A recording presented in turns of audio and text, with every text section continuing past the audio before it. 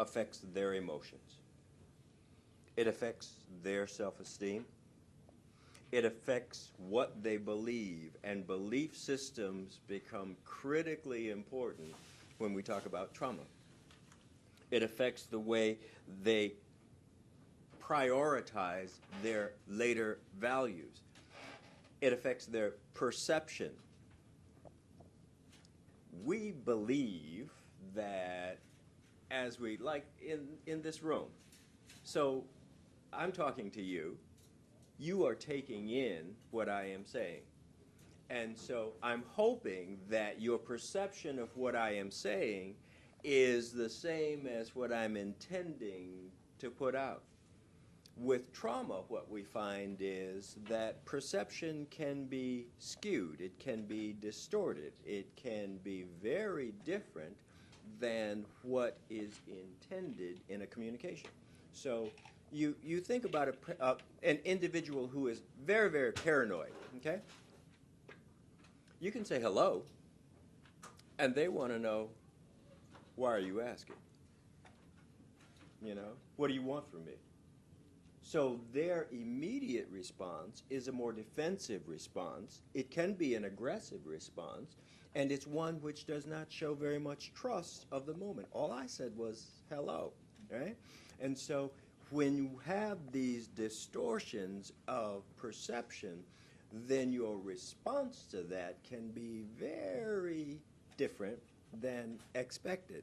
And that unpredictable kind of situation is part of what you get when you, excuse me, when you deal with trauma. The way we treat our kids affects how they cope with life, because we use our senses to take in information, and then we sort of digest it, and then we respond. So our coping behaviors and strategies really become a part of our response to stimulation in the world. So if you asked me, and this is on your paper, if you ask me, really, who are we? We are a combination of our biology and our experiences. We take it in, and then we cope in one way or another. When you're working with families, it is very important that you are able to engage with them, which means find some kind of connection with them. And so many times that is, what do you like to do, or what hobbies do you have, or what interests do you have, or talking about just general kinds of non-threatening sorts of things in order to have that sense of engagement with the person. You cannot get active work done unless you can bridge with the person. Otherwise, you are talking at the person. And then you want to be able to establish rapport, which basically means you want a kind of free-flowing, interactive style with the person. And that's more difficult for a lot of people than people recognize. Some people are just really uptight. And they don't, they don't relax very much in a conversation. Other people are too loose. And so they can't get to the focus.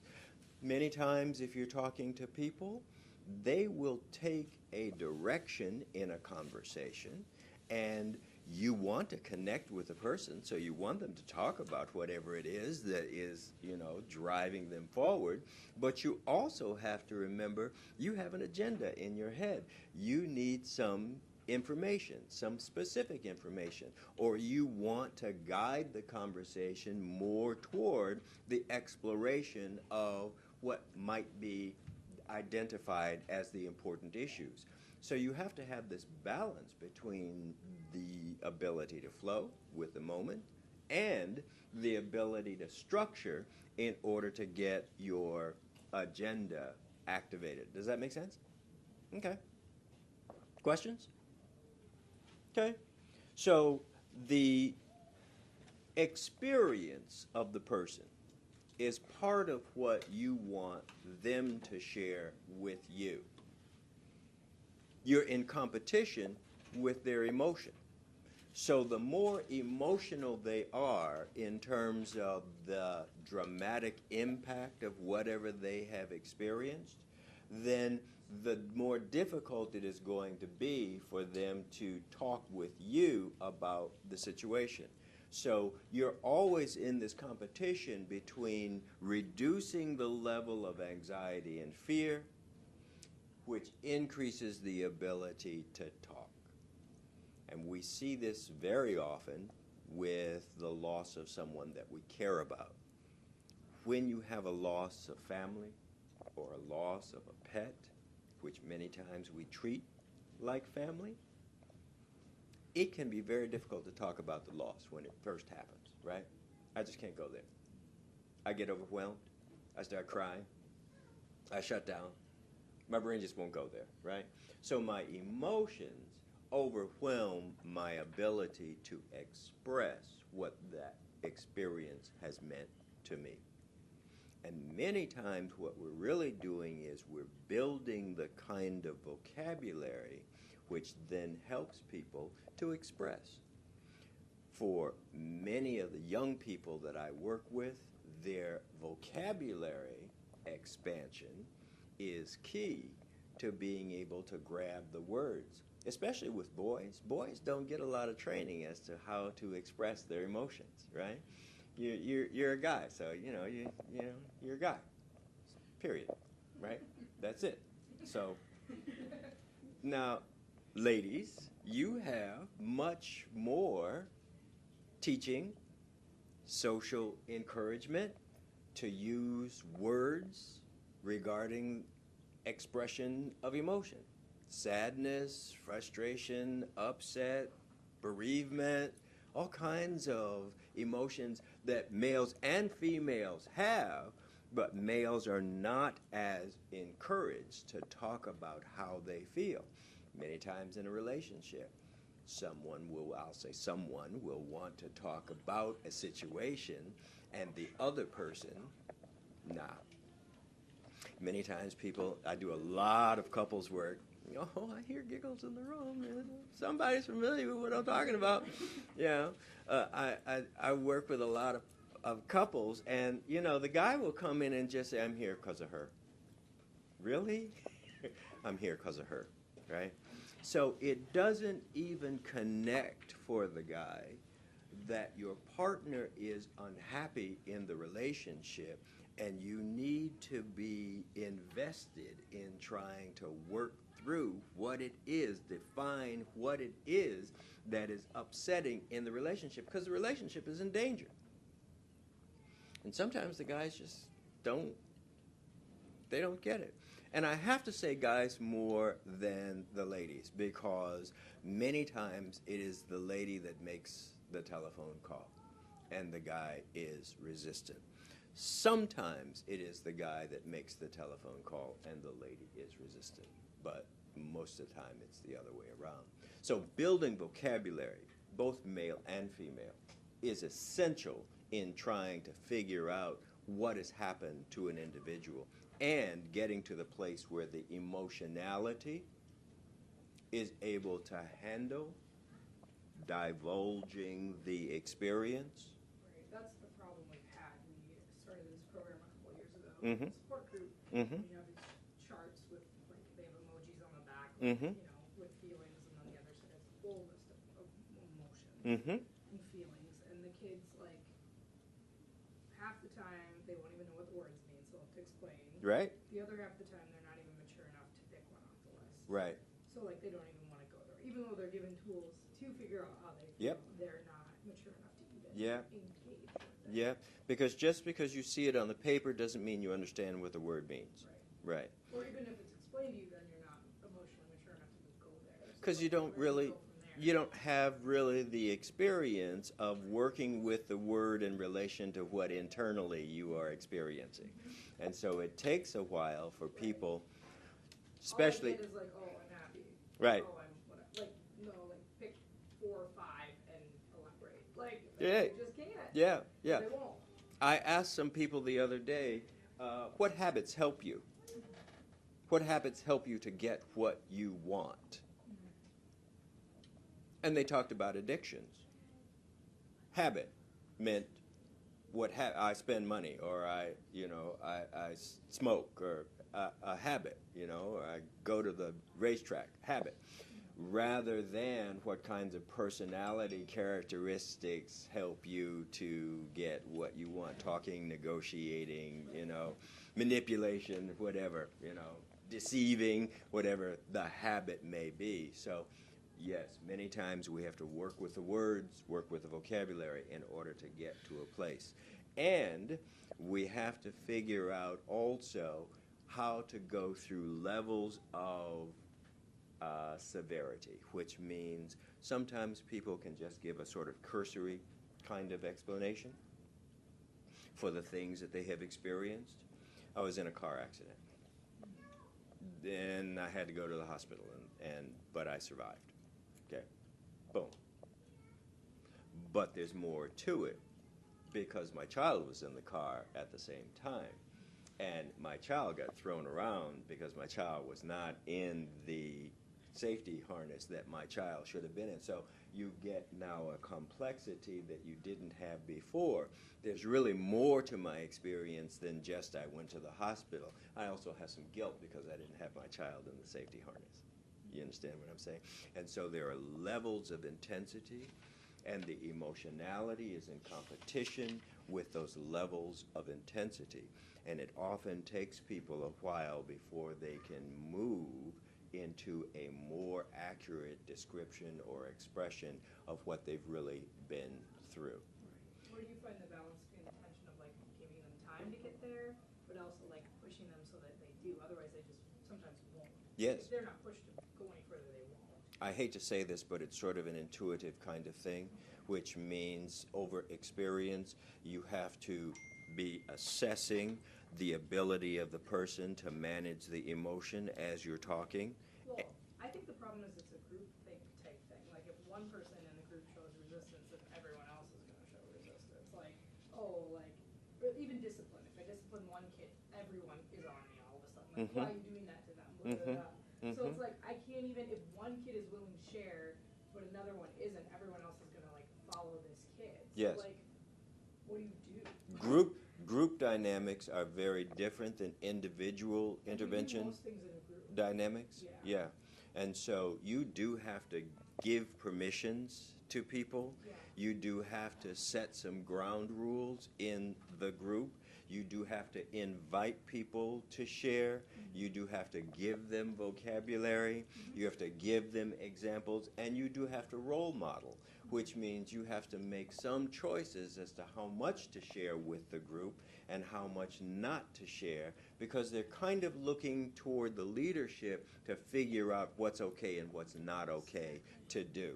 So it is a very interactive, and sometimes it's very difficult. I have worked with people for a long time before they actually get to the point, because they're testing in terms of trust. Their trust level is very low. They see me as part of the system. Sometimes it's a cultural thing, just because I'm African American and they're African American, they may have a belief that sharing with another African American is going to mean that their business is going to go out into community. So they don't want to talk to me, right? Or sharing with another African American means that I'll understand things that other people won't understand, so they will talk to me. Right. Or it could be my age, you're too old to understand, or you haven't been through. So there are a lot of rationalizations that we use in order to avoid going into the discussion of stuff that happens that is especially frightening or threatening. Yes? You said you work mostly in groups.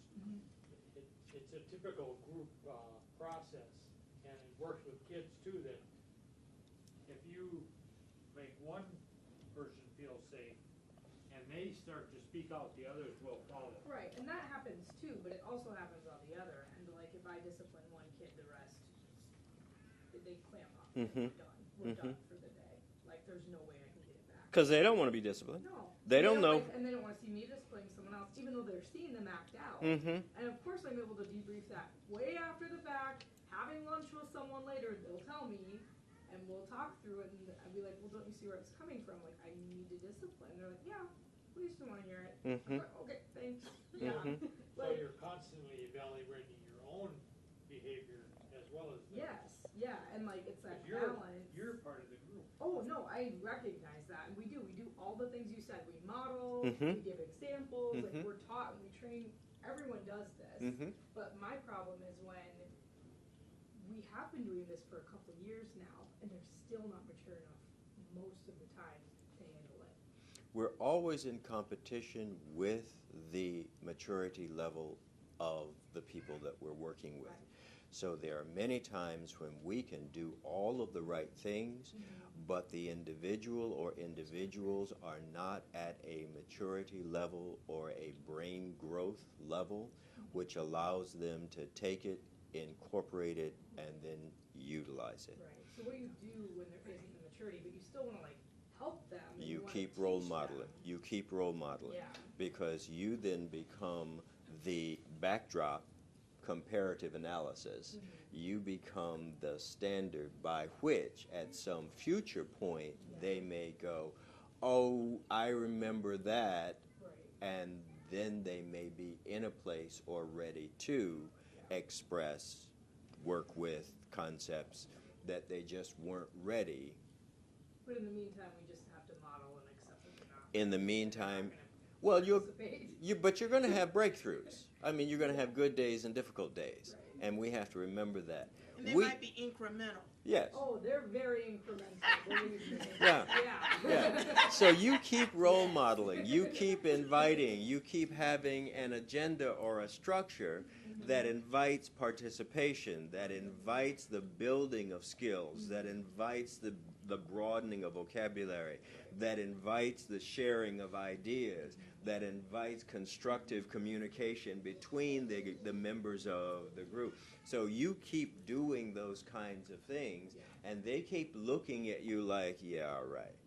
Yeah, maybe, okay, well, no, I don't think so. Yeah. Or, I just, I'm not interested, because I didn't eat today, and, and I'm hungry, and you're up there running your mouth, and I don't care. So, yeah. So you're going to run into all of those kinds of situations. I used to work with individuals who were diagnosed with ADHD, attention deficit. And there's one thing that you learn very quickly. A person who has ADHD who is hungry, you're not going to get very far with them. Well, we always feed them first for that reason. Exactly. Our younger kids and our older kids. Exactly. Always feed them first. Because until you get that need down and under control, Yeah. nothing else is going to happen. They're going to fight you every step of the way. I really do believe that with us, like as leaders, being more on the same page of like casting that vision and just being super frank with it, and over and over, even having like something outside that they walk in by, this is what ENIAC is, like, and kind of like what our program is, so that they know that by stepping through the doors, like this is what we're doing, and then not going, why are we doing support group and talking about feelings, this is stupid. It's like, well, you saw this, like when you came in, Right. this is what we're doing, we're here to like help support you guys and being a leader, like positive leaders, and just being like so intentional with casting that vision. Yeah. Expectations up front, very important, because people will wonder and they will make their own definitions of what is going to happen, and many times those definitions are not accurate. So expectations up front. Anytime I work with people, I want them to know what the agenda is, that they do have the right to privacy, and so there are bunches of responsibilities on my part and on their part that I try to put up front. I think the hardest part is when the ringleader of the group is like, oh, you're a mandated reporter, I'm not talking to you. Mm-hmm.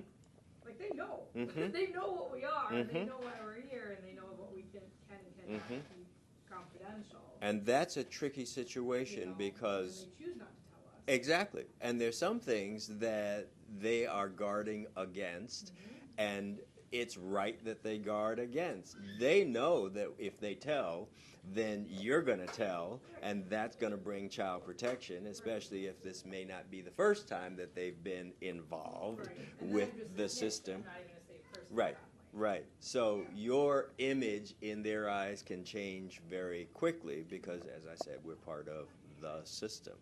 So people do choose. They do choose to say and not say. I've worked with individuals who have chosen not to say, but they also give you clues. And you also see stuff, you know. And so you can then begin to ask some broad range kinds of questions, you know. So I know that you have used corporal punishment with your child, and I don't really want the specifics at this point, but I need to ask you a couple of questions about discipline and share with you some ideas about discipline that will help in your own family situation. The issue is I'm talking more to the kids than the parents, so I'll see a kid limping and I'll know that his mom hit him. Yeah. And like the other kids will tell me that, but if I'm not hearing it from him specifically, or he doesn't want to be taken away from his family, so he will not tell me, like, time after time. I do hear you. I do hear you. And sometimes situations will continue on and you cannot intervene until the situation is so bad that it comes to the attention of the authorities beyond their control. Yeah. So we have these limitations. We always have these limitations as we're working. Our limitation is whatever we say may or may not be taken by the people that we're talking to, you know, and they may not be ready yet to deal. So we do the best we can, knowing that we're not miracle workers. We can't make things happen. We can suggest, we can offer, we can invite, but we can't make things. We don't have that control. Okay. One of the things that in working with people, you want to be able to capture their strengths. In other words, you want to be able to have them identify what strengths they have. And those kinds of conversations for some people are very difficult. It is very easy for us to identify the negatives. If somebody gave you a piece of paper and said, write down the positives and write down the negatives about who you are, you could have a long list of the negatives and a shorter list of the positives. Unless, of course, you were probably narcissistic, and then you would have a long list of the positives and absolutely no negatives on the page. And then I'd know you're lying. So you get, you know, you're giving yourself away one way or the other. But you do want individuals to be able to express their strengths, their abilities, their inclinations, their talents. Those are the kinds of things that begin to be their tools for making change. And that change process is an ongoing process. It's not an over-the-night process. It's an ongoing kind of process. But I worked a lot with kids in foster care and kids that were trying to get adopted. One of the greatest difficulties that I saw, they'd been through many traumas in their lives. When you think about it, I don't want to lose my point, but when you think about it, foster care means you're coming out of your biological family. That's a trauma. Foster care means that's a temporary placement. So that means for many kids that they're going to move from one foster home to another, or their behaviors result in their being moved from one foster home to another. If there are other kids in that foster home originally, they lose or leave those kids and go to a new home. They sometimes are able, many times are not able. I see that plastic bag. That may be the extent of their belongings. So a lot of stuff gets left behind.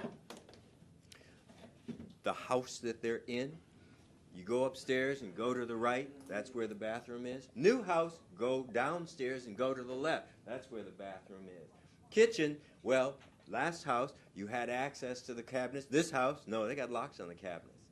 School, well, you were in school. Oh, you had to leave all those people. Now you're in a different district, a different place. Now the school has different people. Now you got to make friends all over again. So this continual process of loss and change, this is trauma for kids. And although the system doesn't address it as trauma. I mean, you know, they give it a tap, you know, yeah, it's difficult to change houses. The emotional effect on a kid is much more dramatic. And I should say some kids, point, not all people react to trauma in the same way. So some people, you know, it's kind of like water rolling off a duck's back. They get over it. For other kids, it deeply affects them. It deeply affects their cognitive functioning, and they don't get over it. For some kids, it results in what we call PTSD, post-traumatic stress syndrome, and PTSD, syndrome, DSM-5 syndrome. Okay, so that means that there are triggers in your environment, and you can have an anxiety attack that pops up, which is not necessarily attached to the trauma that you've experienced. Interesting. So anxiety attacks are kind of like headaches, you know? They kind of pop up, and not necessarily with a focus or direction that you thought would be a trigger. So PTSD essentially puts you back into the traumatic experience emotionally, physiologically, and you feel like you're back there rather than here, and you lose sight of your relationships. And so many kids who act out in school, really what you're seeing is some PTSD. They're being triggered. Their physiology is responding as it responded in the traumatic situation, and they're addressing people, usually with a lot of profanity, in ways which is very upsetting to the authority figures and teachers. And the authority figures and teachers react with, this is a classroom, I need order, I need organization, I need structure, I need discipline, you need to sit in your seat or go to the principal's office, and they miss the entire point. Right, and that's usually when kids decide and ask what's going on. Yes, yes, because when we take kids, give them space, you notice also many times in a conflict situation, people will close the distance. They will close the proximity with the person. And that is really a mistake because it just heightens the sense of threat for the individual, and they react. Many times what we see with individuals is the heightening of the anxiety or perception of threat, and reacting to that, responding to that in a defensive kind of posture. It could be verbal, could be nonverbal, could be self-harm. So we have to be aware to redefine the acting out behaviors that we see, especially from kids, because many times those acting out behaviors are practice behaviors in response to that expression or sensation or realization of threat. And we break the chain of that by telling our kids that they can take, when that happens, when they're overwhelmed or when it's too much, when they can't handle being with the group, when they're acting out. We don't call it like the timeout in the traditional sense. We call it like taking time, like taking space. Because like even adults need to do that. We need to walk away sometimes. So we give them the room and the space to go sit on the stairs, go chill, come back when you're ready, or we'll come back and get you. If we need to talk through it, we'll talk through it. And we have found that they can learn to do this for themselves. Adults need to do this a lot more than they do. Yeah. In many conflict situations. Like one of our kids was like, I didn't punch anyone today. Like, that was a big deal. That was a big deal. Like, That's good. It was a really big deal. That's like, right. Walked away. That's right. Fine. But is there anything else in that you would recommend us doing that we're not doing? Well, it is the affirmation of the positive behavior that you also want to capture. Because that affirmation is a little dopamine surge in the brain, and that dopamine surge in the brain helps the individual to know this is the right path. Your affirmation, your smile on your face, you're nodding yes, you're saying good work, you know, with the eyebrows, good work, this is really good. You had a really good day today. So all of that nonverbal stuff with the attitudinal stuff helps the child to designate a pathway. It works the neurology in a way which helps to establish a pathway for recognition of yes, I can. Ted, would you please speak to when adult gives up on a child or they walk away, they're frustrated because the child is making them frustrated and they kind of give up and they walk away. And what messages that sends to the child, but not only, what can we do to help that mentor or that volunteer or that staff improve their ability to deal with conflict? You know what I mean? Because we have kids we're dealing with that are at risk. We're dealing with kids that got some behavioral issues. We're dealing with kids with communication issues. We're dealing with kids that have poor social skills. But you have a volunteer or a staff or somebody who is lacking the ability to work with them, and they give up and walk away or shut down themselves. Come on now, can you speak to that? How? This is where training really is important, because there are some people who can do this work and there are other people who really can't, okay, or shouldn't, right? And so it is important to have enough empathy. It is important to have enough patience. It is important to recognize that repetition is part of the game. It is important to recognize that you have your expectations internally, but your young person may not be on the same page with you. They may not have the same facility that you think they should have with their chronological age. Just because you're 14 years old, you may not have regulation of your emotion or your impulsive behavior, and I expect you to, so when you go running down the hallway, I am really pissed. Well, maybe I need to back up and think about who you really are. There's an important dynamic. Who is the person that you're really working with, and have you recognized both their strengths and their limitations? Because that's an important aspect in having them recognize you as a helpful person rather than an adversary. Right. Well, in the moment, I mean, I have volunteers who've gotten so overwhelmed they had to walk away. Yep. Like, how do you deal with that in the moment? Like, all I can do is tell them, like, okay, yep, go take some space, go take a breath, but then come back. Like, I need you, like, come back.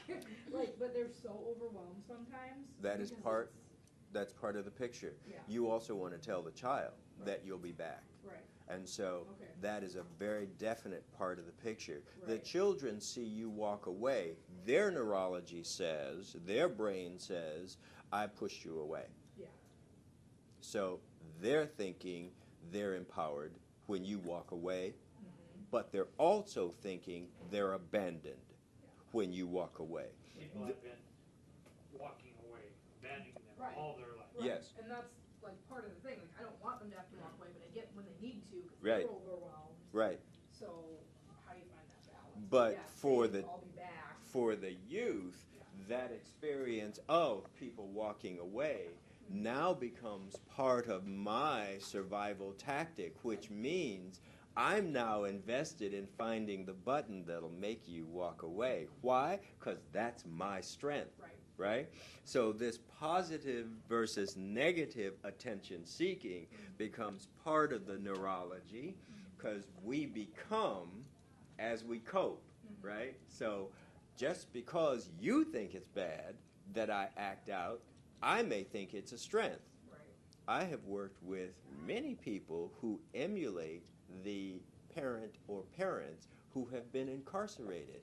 So if dad or mom was incarcerated, then I am working toward getting incarcerated. Or violence. Oh, and you look at that and go, no, not a good thing. You lose your freedom. So all this rational kind of thinking from the prefrontal lobe, you'll lose your freedom and you won't learn to, and fitting in a society, My dad went to jail. I'm going to jail. Because that's what, now I've made a belief in my head, that's what being a man is about. My dad went to jail. So I'm proud to follow in those footsteps. So these belief systems and these value systems make an important contribution to the way the person acts, copes, feels. How do you address that? Well, we're going to get there. Okay. You want the bottom line I answer. do. What are we I going need it. to, how are we going to make this work? I need it. Yeah. And I'll tell you this. Part of it is research structure. part of it is humanity. It is the intuitive connection with another human spirit that ultimately allows the two of you to walk in a more productive, positive direction rather than a negative. It's your ability to be sensitive to their actions that helps them to recognize the difference between a negative and a positive. Because many times, when you've been doing negatives over and over and over, your neurology says negative is the way to go, right? I know that if I knock over the water, you'll pay attention to me. What I want is attention. So the fact that you get upset is a positive for me. So you're going to scold me. The only attention you'll ever get, Is negative. that Right. you ever get, is when my parents are mad at me. Right, They right, don't pay attention to me when I do good. Now they do. right. So Right, like statistically, isn't it like, especially in like African American community, the amount of negative affirmation is like 8 times higher than the amount of positive affirmation? because so I will put this up front. The brain is programmed for negativity. Can anyone tell me why? See, you thought I was going to talk. You're going to talk. Can anyone tell me? The history of how we have, or like how they've been treated, like their ancestors and whatnot, What does that mean? like dating back to even slavery. Like, would it go that far back? Like, I understand what you're saying, but it is a different principle than that. Okay. is it like, Anybody else take a risk? See, now she took a risk, and everybody else is shutting down. Right? so, okay. So take a risk and is it step up. instinctual, like fight or flight? Instinctual fight or flight. Yeah, like self-preservation. Yes, So you're. look for the danger, look for the negative. There it is. Yeah. There it is. The neurology of mammals is set up genetically to recognize threat. Why? Because threat will kill you. Okay? It is much better if you see the lion before the lion sees you. So your neurology, the basal brain, your old primitive brain and limbic system will ring red in the perception of threat. Okay? And so we see the negatives much more prominently because we literally have genetics which sensitize us to the negatives. And it says, danger, danger, Will Rogers, danger, danger, you want to go the other way, right? Because if you're going to preserve, you have to get away from whatever the threat is. Now, in our nice social circumstances, threat presents itself in a number of camouflaged ways. And so we learn through our experiences to broaden our perception of threat. It does not change the fact that the primitive brain grabs it and issues chemistry which allows you to recognize it and get away from it. And it doesn't matter whether you are an alligator or a bear or a lion or a human, it doesn't matter. The neurology is keyed genetically to recognize threat. And all you have to do is watch any animal to see. If you look at ducks, the little duckling feeding, or a goose. One goose is, standing there looking. I've always thought this was amazing. That one goose is on guard, right? Standing there looking around, looking for threat, danger. And the other little goslings are, picking at the grass, picking at the grass, picking at the grass. And all it takes is for that goose to honk. And those little goslings, they don't speak the language that we know, but they'll gather up, move toward the safety, right? Get into the water and follow along and get out of the way of the threat. So it is genetically programmed. If we're going to survive, we have to avoid threat. So we see the negatives much easier than we see the positives. We have to affirm. We have to recognize, we have to acknowledge, we have to let it ring with a person that what you did was positive. And many times, they'll just dismiss it. If you're in a negative set, it's more difficult for you to take on, and we see this in so many programs, to take on the positive as a positive. They just dismiss it. Yeah, but. Yeah. Yeah, I did it, but. So that negative, which is also attached to the sense of self, self-concept, self-esteem, rings so much harder, and that's what we're up against. Okay. Are you saying that? No, I'm not. That technological, social change works faster than biological evolution? Yes, I am. Oh, yes, I am. Yes, yes, I am. That, and we see this in so many areas, that the social or humanistic characteristics are very slow to change, and our technology is very fast to change. So it is more difficult for a person in my age range, that's young people,